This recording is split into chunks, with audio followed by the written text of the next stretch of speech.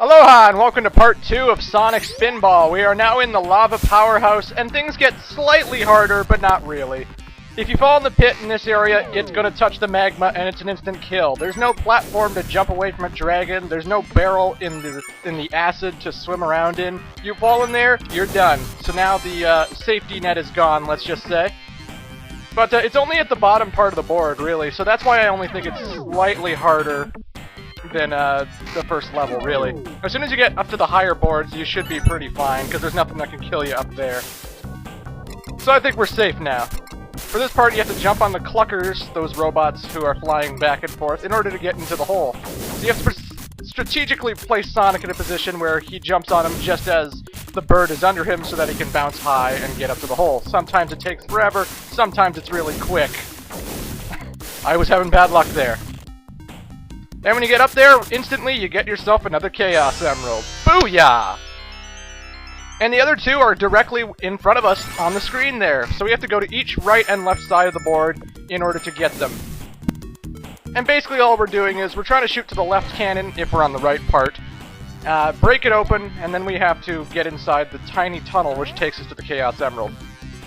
Also, one thing to note, when you're in the tunnel for the Chaos Emerald, you have to keep mashing the jump button so that the steam comes out. Because you're actually controlling the steam. It actually moves with the flippers. So by controlling the steam, you're the one making sure that it pushes you upwards towards the next Chaos Emerald.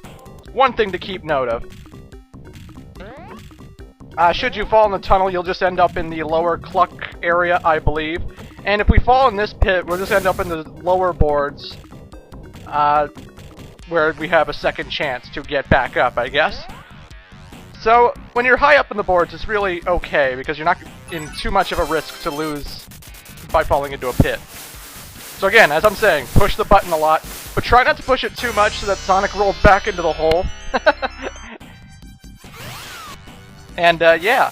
Now we just do the same thing with the other third emerald, only this time we go to the left of the board. Pretty easy level in my opinion. I never found Lava Powerhouse too bad except for the first part. The first part's the only part that you have trouble with, really. If you fall in the lava, you lose a life, it sucks. And as it is, I only have 4 balls until it's game over. And then I have to start the whole game all over again from Toxic Caves. Not fun, but you know. It isn't until the third level that things start to get a little bit complicated and kooky. Oh god! Luckily, I did not fall to the lower side of the board. Again, I find this level easy. That's just me. Lava Powerhouse also has a badass theme song. One thing to mention that I'm going to be showing off later in this LP, there are rings throughout the entire board, right? And these rings don't save you from falling into the pit. It's not like usual Sonic games where now, if you have rings, you won't die. It's not quite like that. But actually, some people don't even know this, but there's actually a 4th special stage. Some people think there are only 3, but there's actually a 4th special stage, and you get it by getting every ring on one particular board. So if you get every ring in Lava Powerhouse, you'll go to that 4th special stage and try that out. I'm not going to be showing it in this part, I'm going to be showing it in a future part, but, you know. Not many people know that, and I'm going to be showing you that 4th special stage when the time comes. Anyway, folks, we got the 3rd Chaos Emerald, so now we want to go all the way up to the 2nd clucker area so that we can go up the hole in there. If you didn't have the Chaos Emeralds, the hole... You'd go in the hole, and it would instantly send you back out.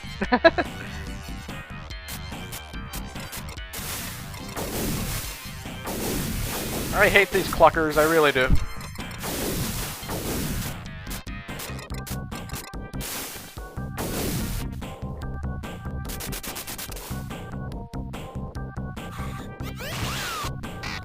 So instead of going right or left again, the cluckers take you up there.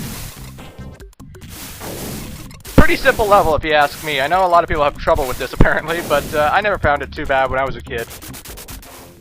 Anyway folks, we're at the Reboiler. The Reboiler is just a series of 4 Eggman heads, or Robotnik, because this loves to use the name Robotnik all over the place, but anyway. Reboiler, you just have to kill all 4 of the heads, and there's a lot of steam pouring out every time you try to jump in. Like, it always turns on and off, and so you gotta make sure you're jumping when the steam isn't pouring. Otherwise it can knock you back and then knock you off the ledge, and then you have to fall down and all that bullshit. Also, if you keep hitting the platform too much, it eventually breaks and bends and you have to fall.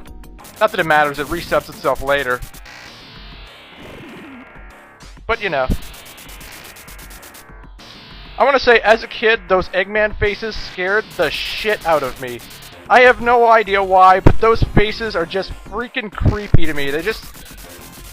I don't know, it's the giant teeth, the dead menacing sunglasses eyes. It's just something about those faces and how they look here. It just scared the fuck out of me when I was a child.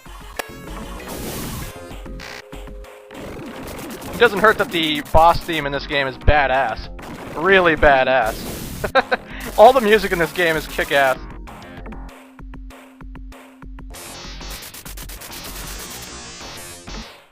But again, basic boss fight, just keep trying to get into the tube, keep hitting the faces, and you should be fine. It's really not too much of a problem. Like I said before in part 1, the bosses of this game are not exactly challenging. They're just there to be beaten, and so you beat them. And with the last Robo-Head down, we have beaten this Stage 2 boss. And that was Lava Powerhouse, folks.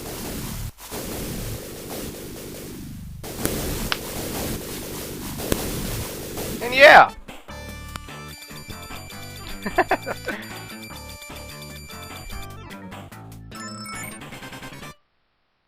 Anyway, folks, we're coming to the second special stage. This one has Eggman's giant face, the Robo-Smile, sticking out. And what you want to do is you want to knock all of the teeth out with the ball. When you knock more teeth out, eventually there's going to be more holes in Eggman's face there. And if you should hit the ball into the hole, he'll, like, spit it out in any direction he wants, which is kind of confusing. It reminds me of Happy Gilmore. Anyone see Happy Gilmore? At one point he's playing mini-putt, and he gets it into the clown's mouth, and he's like, yeah! Then the clown spits it back out. The best Adam Sandler movie, in my opinion. Happy Gilmore is so fucking funny. But I digress, I'm getting off topic. Yeah, hitting the back of his head only gets you points, I believe. There's not much to it. You're not going to destroy the head by hitting in the back. At least I've never done it. You know, you again have only 3 balls. If your third ball goes in the hole, you're done. So watch yourself. And sometimes it's really unfair. I find sometimes when you're trying to hit like the far right or the far left tooth, it seems like you should have hit it, but you went inside the mouth instead for no reason. I don't know, just sometimes the hit detection's a little bit off. It just seems like you should have hit the teeth when you didn't.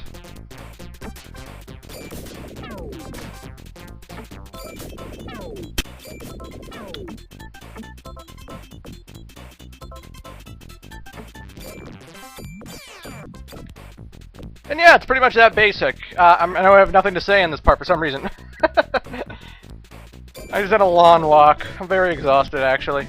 But you don't care about that, do you? Boom! And when the final tooth is destroyed, Eggman's sunglasses and nose remain, and that's it for him. Anyway, folks, we're going to be showing part 3, or we're going to show level 3 in part 3. It's the machine. See you then.